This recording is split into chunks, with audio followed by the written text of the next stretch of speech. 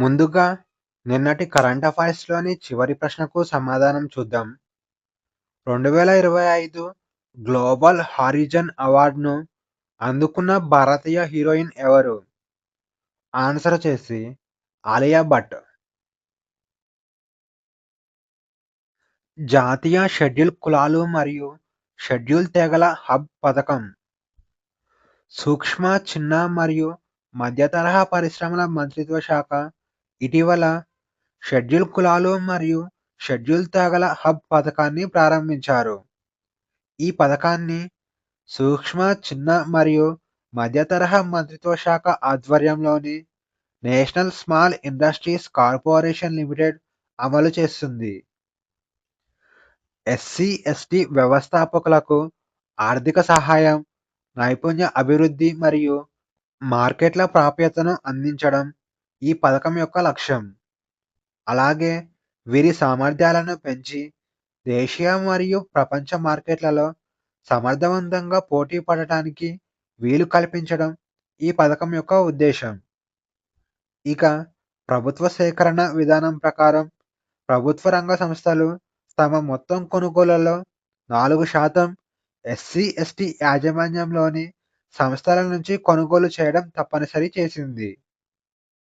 ఇక యంత్రాలు లేదా పరికరాలు కొనుగోలులో 25% సబ్సిడీ అందిస్తుంది.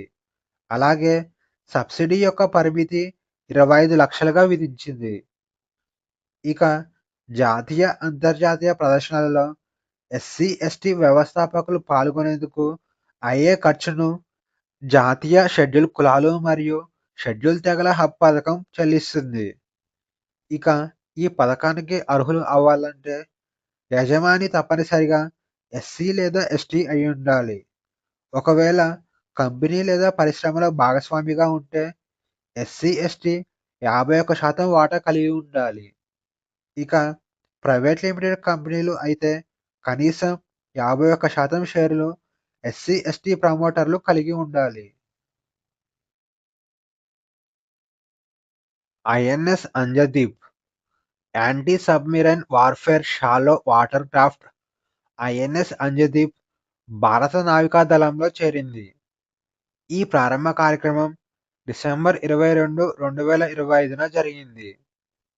ఈ నౌకను కోల్కతాకు చెందిన Garden Reach Ship Builders and Engineers నిర్మించారు.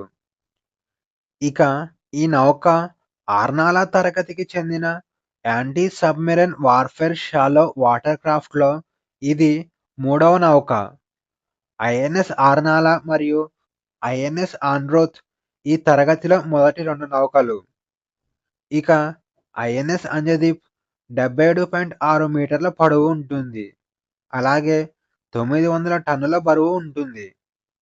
ఇక ఈ నౌక గరిష్టంగా 25 నాట్ల వేగం అందుకోగలదు. అలాగే ఈ నౌక 1800 నాటికల్ మైళ్ళు ప్రయాణించగలదు. ఇక ఈ నౌకలో టార్పెడోలు, రాకెట్ లాంచర్లు, గన్ వంటి ఆయుధాలు ఉన్నాయి. ఇక ఈ నౌకలో 57 మంది ప్రయాణించవచ్చు. గ్లోబల్ డోపింగ్ జాబితాలో ఇండియా స్థానం. గ్లోబల్ డోపింగ్ జాబితాను వరల్డ్ యాంటీ డోపింగ్ ఏజెన్సీ ప్రతి సంవత్సరం విడుదల చేస్తుంది. డోపింగ్ అంటే ఈ టెస్టును అథ్లెట్లకు చేస్తారు. ఈవెంట్స్‌లో బెస్ట్ పర్ఫార్మెన్స్ ఇవ్వటానికి నిషేధిత డ్రగ్స్ యూజ్ చేస్తారు. దీనినే డోపింగ్ అంటారు. ఇక ఈ జాబితాలో ఇండియా వరుసగా 3వ సంవత్సరం మొదటి స్థానంలో నిలిచింది. 2024 సంవత్సరంలో మొత్తం 7,113 టెస్టులు చేయగా అందులో 260 మంది అథ్లెట్లకు పాజిటివ్‌గా తేలింది. ఇండియా యొక్క పాజిటివిటీ రేటు 3.6%గా ఉంది. ఇక రెండవ స్థానంలో ఫ్రాన్స్ ఉంది. ఫ్రాన్స్‌లో 11,744 టెస్టులు చేయగా 91 మంది అథ్లెట్లకు పాజిటివ్ అని తేలింది. ఫ్రాన్స్ యొక్క పాజిటివిటీ రేట్ 0.8%గా ఉంది. ఇక మూడవ స్థానంలో రష్యా ఉంది. రష్యాలో 10,514 టెస్టులు చేయగా 76 మంది అథ్లెట్లకు పాజిటివ్‌గా తేలింది. రష్యా యొక్క పాజిటివిటీ రేట్ 0.7%గా ఉంది. ఇక 4వ స్థానంలో చైనా దేశం ఉంది. చైనాలో 24,214 టెస్టులు చేయగా 43 మంది అథ్లెట్లకు పాజిటివ్‌గా తేలింది. చైనా యొక్క పాజిటివిటీ రేట్ 0.2%గా ఉంది. ఇక ఇండియాలోని 76 కేసులలో కేవలం వెయిట్ లిఫ్టింగ్ మరియు రెజ్లింగ్‌లోనే 72 కేసులు రావడం ఆందోళన కలిగించే విషయం. వెయిట్ లిఫ్టింగ్‌లో అత్యధికంగా 43 పాజిటివ్ కేసులు రాగా, రెజ్లింగ్‌లో 29 పాజిటివ్ కేసులు వచ్చాయి. ఇక ఇండియా ఈ డోపింగ్‌లను అరికట్టడానికి జాతీయ నిరోధక సంస్థ టెస్టింగ్‌లు అధికం చేసి తీవ్రమైన చర్యలు తీసుకుంటుంది. ఇక వరల్డ్ యాంటీ డోపింగ్ ఏజెన్సీ ప్రమాణాలను పాటించేలా చర్యలు తీసుకునేలా కేంద్ర ప్రభుత్వం ఇటీవల 2025 జాతీయ డోపింగ్ నిరోధక సవరణ బిల్లును ఆమోదించింది. ప్రెస్ క్లబ్ ఆఫ్ ఇండియాకు తొలి మహిళా అధ్యక్షురాలు. ప్రెస్ క్లబ్ ఆఫ్ ఇండియాకు తొలి మహిళా అధ్యక్షురాలిగా సంగీత బరూహ్ షిఫారోటి ఎన్నికైంది. 167 సంవత్సరాల చరిత్ర కలిగిన ప్రెస్ క్లబ్ ఆఫ్ ఇండియాకు మొట్టమొదటిసారిగా మహిళా అధ్యక్షురాలిగా సంగీత రికార్డు సాధించింది. ప్రెస్ క్లబ్ ఆఫ్ ఇండియాను 1958 సంవత్సరంలో ఏర్పాటు చేశారు. ఇక ఆమె ఒక సంవత్సరం పాటు ఈ పదవిలో కొనసాగనుంది. 2025-26 కాలానికి ప్రెస్ క్లబ్ ఆఫ్ ఇండియా నిర్వహించిన ఎన్నికలలో సంగీత 1019 ఓట్లు గెలుచుకోగా, ప్రత్యర్థులు అతుల్ మిశ్రా 129 ఓట్లు, అరుణ్ శర్మ 89 ఓట్లు సాధించారు. ఇక ఈ ఎన్నికలలో గెలిచిన ఇతర వివరాలు చూస్తే, ప్రెస్ క్లబ్ ఆఫ్ ఇండియా అధ్యక్షురాలిగా సంగీత బరూహ్ షిఫారోటి ఎన్నికవగా, ఉపాధ్యక్షుడిగా జతిన్ గాంధీ ఎన్నికయ్యారు. ఇక ప్రధాన కార్యదర్శిగా అఫ్జల్ ఇమామ్, జాయింట్ సెక్రటరీగా పిఆర్ సునీల్, కోశాధికారిగా అదితి రాజ్పుత్ ఎన్నికయ్యారు. 2025 ప్రపంచ పాస్‌పోర్ట్ ర్యాంకింగ్స్‌లో ఇండియా స్థానం. 2025 ప్రపంచ పాస్‌పోర్ట్ ర్యాంకింగ్స్‌ను అర్బన్ క్యాపిటల్ పాస్‌పోర్ట్ ఇండెక్స్ పేరుతో విడుదల చేశారు. పాస్‌పోర్ట్ మొబిలిటీ స్కోర్ ఆధారంగా ఈ ర్యాంకింగ్స్‌ను విడుదల చేశారు. Visa free, visa on arrival, electronic travel authorisation వంటి అంశాల ఆధారంగా పాస్‌పోర్ట్ మొబిలిటీ స్కోర్‌ను ఇస్తారు. ఇక ఈ నివేదికలో మొదటి 5 స్థానాలలో ఉన్న దేశాలొచ్చేసి యునైటెడ్ అరబ్ ఎమిరేట్స్ మొదటి స్థానంలో ఉండగా, సింగపూర్ మరియు స్పెయిన్ రెండవ స్థానంలో ఉంది. ఇక మూడవ స్థానంలో Belgium, France, Sweden, Germany, Netherlands, Finland, Luxembourg, Italy, Denmark, Portugal, Switzerland, Greece, Austria, Malaysia, Norway, Ireland, South Korea మరియు జపాన్ దేశాలు ఉన్నాయి. ఇంకా 4వ స్థానంలో Poland, Slovenia, Slovakia, Croatia, Hungary, Estonia దేశాలు ఉన్నాయి. ఇక 5వ స్థానంలో మాల్టా, రొమేనియా, చెక్ రిపబ్లిక్, బల్గేరియా, లాట్వియా మరియు న్యూజిలాండ్ దేశాలు ఉన్నాయి. ఇక ఈ పాస్‌పోర్ట్ ర్యాంకింగ్స్‌లో ఇండియా 67వ స్థానంలో ఉంది. Global investment risk and resilience index 2025 global investment risk and resilience ఇండెక్స్‌ను ఆల్ఫా జియో సహకారంతో హెన్లీ మరియు పార్ట్నర్స్ విడుదల చేస్తుంది. రాజకీయ ఆర్థిక నియంత్రణ మరియు వాతావరణ సంబంధిత నష్టాలు, అలాగే ఇన్నోవేషన్ సామర్థ్యం, పాలనా బలం మరియు సంస్థాగత నాణ్యత, సామాజిక స్థిరత్వం వంటి అంశాల ఆధారంగా ఈ నివేదికను రూపొందించారు. మొత్తం 150 దేశాల నుంచి సేకరించిన డాటా ఆధారంగా ఈ నివేదికను రూపొందించారు.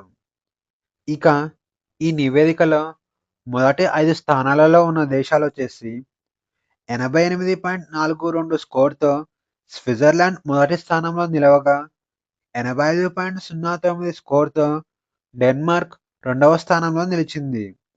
ఇక 83.54 స్కోర్‌తో నార్వే మూడవ స్థానంలో నిలవగా, 83.37 స్కోర్‌తో సింగపూర్ నాలుగవ స్థానంలో నిలిచింది. ఇక 83.18 స్కోర్‌తో స్వీడన్ ఐదవ స్థానంలో నిలిచింది. ఇక ఈ ఇండెక్స్‌లో చివరి 5 స్థానాలలో ఉన్న దేశాలొచ్చేసి 26.57 స్కోర్‌తో లెబనాన్ 150వ స్థానంలో ఉండగా, 28.93 స్కోర్‌తో హైతీ 149వ స్థానంలో ఉంది. ఇక 31.83 స్కోర్‌తో పాకిస్తాన్ 148వ స్థానంలో ఉండగా, 34.06 స్కోర్‌తో నైజీరియా 147వ స్థానంలో ఉంది. ఇక 35.89 స్కోర్‌తో సియెరా లియోన్ 146వ స్థానంలో ఉంది. ఇక ఈ ఇండెక్స్‌లో ఇండియా 54.42 స్కోర్‌తో 104వ స్థానంలో ఉంది. Transformational leader of the year award 2025 transformational leader of the year అవార్డ్‌ను ఎన్‌డీటీవీ ప్రతి సంవత్సరం అందిస్తుంది. భారత్ మరియు ప్రపంచ క్రికెట్‌కు చేసిన సేవలకు గాను జైషాను NDTV transformational leader of the year award 2025తో సత్కరించింది. డిసెంబర్ 19, 2025న NDTV Indian of the year అవార్డ్స్‌లో ఈ అవార్డును జైషాకు ప్రదానం చేశారు. సుప్రీంకోర్టు ప్రధాన న్యాయమూర్తి జస్టిస్ సూర్యకాంత్ ఈ అవార్డును జైషాకు అందించారు. ఇక జైషా 2019 సంవత్సరం నుంచి 2024 వరకు బీసీసీఐ కార్యదర్శిగా పనిచేశాడు. అలాగే 2025 సంవత్సరం నుంచి ఐసీసీ చైర్మన్‌గా పనిచేస్తున్నాడు. జైషా భారత క్రికెట్‌కు, ముఖ్యంగా మహిళా క్రికెట్‌కు చారిత్రక సంస్కరణలు తీసుకొచ్చాడు. తెలుగు రాష్ట్ర ఖాదీకి జీఐ ట్యాగ్ ఆంధ్రప్రదేశ్‌కు చెందిన చేతితో నేసిన వస్త్రం పొందూరు ఖాదీకి జీఐ ట్యాగ్ లభించింది. ఈ విషయాన్ని డిసెంబర్ 12, 2025న అధికారికంగా ప్రకటించారు. కేంద్ర వాణిజ్య మరియు పరిశ్రమల మంత్రిత్వ శాఖ ఆధ్వర్యంలోని భౌగోళిక సూచికల రిజిస్ట్రీ ఈ జీఐ ట్యాగ్‌ను పొందూరు ఖాదీకి అందించింది. పొందూరు ఖాదీని సాధారణంగా శ్రీకాకుళం జిల్లాలోని పొందూరు గ్రామంలో ఉత్పత్తి చేస్తారు. దీనిని స్థానికంగా పట్నులు అని కూడా పిలుస్తారు. ఇది ఇండియాలోని అత్యుత్తమ ఖాదీ రకాలలో ఒకటిగా పరిగణించబడుతుంది. ఐఐఎఫ్ఎల్‌కు కొత్త చైర్మన్ నియామకం. ఐఐఎఫ్ఎల్ అనగా ఇండియా ఇన్ఫోలైన్ ఫైనాన్స్ లిమిటెడ్ అని అర్థం. ఇండియా ఇన్ఫోలైన్ ఫైనాన్స్ లిమిటెడ్‌కు కొత్త చైర్మన్‌గా బిభు ప్రసాద్ కనుంగో నియమితులయ్యారు. ఇతని నియామకాన్ని డిసెంబర్ 19, 2025న అధికారికంగా ప్రకటించారు. ఇతను ఐఐఎఫ్ఎల్‌లో డైరెక్టర్ పదవిలో కొనసాగుతుండగా, చైర్మన్‌గా ప్రమోషన్ ఇవ్వటానికి బోర్డు ఏకగ్రీవంగా అంగీకరించింది. Bibhu Prasad Kanungo reserve bank of ఇండియాకు డిప్యూటీ గవర్నర్‌గా పనిచేశాడు. బిభు ప్రసాద్ కనుంగో 2017 సంవత్సరం నుంచి 2021 వరకు రిజర్వ్ బ్యాంక్ ఆఫ్ ఇండియాకు డిప్యూటీ గవర్నర్‌గా పనిచేశాడు. ఇక ద్రవ్య విధాన కమిటీలో సభ్యుడిగా పనిచేశాడు. దీంతో పాటు పంజాబ్ నేషనల్ బ్యాంక్ మరియు నాబార్డ్‌లో నామినీ డైరెక్టర్‌గా పనిచేశాడు. ఇక ఈరోజు క్వెషన్స్ వచ్చేసి 2026 సంవత్సరానికి బ్రిక్స్ కూటమికి ఏ దేశం అధ్యక్షత వహించనుంది? A. Russia, B. Brazil, C. India, D. China. Answer వచ్చేసి option C. India. Syed Mushtaq Ali trophy 2025 విజేతగా ఏ రాష్ట్రం నిలిచింది? A. Jharkhand. B. Karnataka. C. Tamil Nadu. D. Madhya Pradesh. Answer వచ్చేసి option A. Jharkhand. National mathematics డేను ప్రతి సంవత్సరం ఏ రోజున జరుపుకుంటారు? A. December 19. B. December 20. C. December 21. D. December 22. Answer వచ్చేసి ఆప్షన్ డి. డిసెంబర్ 22. ఇటీవల ప్రపంచంలోనే $700 బిలియన్ సంపద కలిగిన వ్యక్తిగా ఎవరు నిలిచారు? A. Bill Gates. B.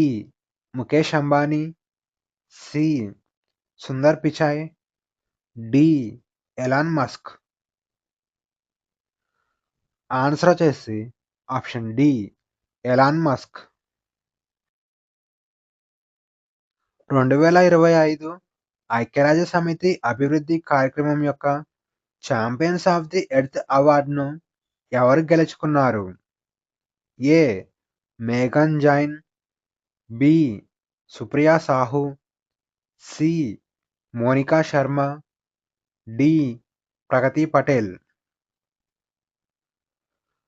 Answer వచ్చేసి ఆప్షన్ బి. సుప్రియా సాహు. భితార్కానికా మడ అడవులు కింది ఏ రాష్ట్రంలో ఉన్నాయి? A. West Bengal. B. Andhra Pradesh. C. Odisha. D. Tamil Nadu. Answer వచ్చేసి ఆప్షన్ సి. ఒడిషా.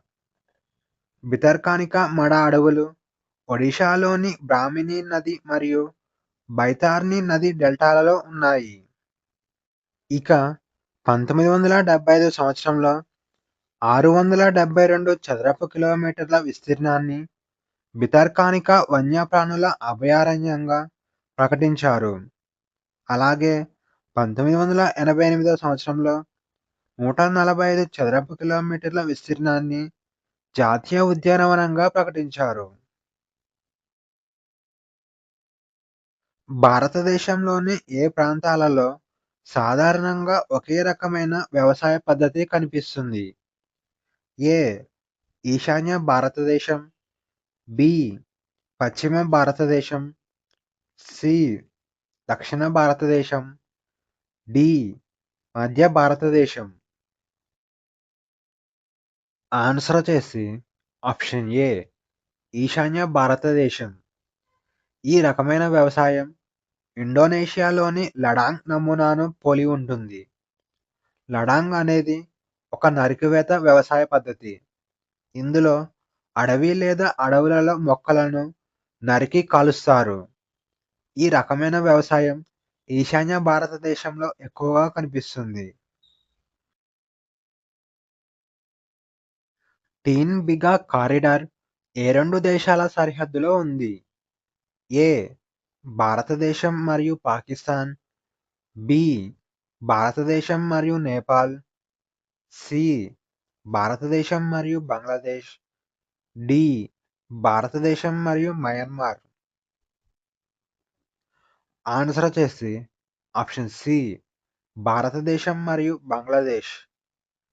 టీన్ బిగా కారిడార్ అనేది పశ్చిమ బెంగాల్ మరియు బంగ్లాదేశ్ సరిహద్దులో ఉన్న భారతదేశానికి చెందిన ఒక భూభాగం.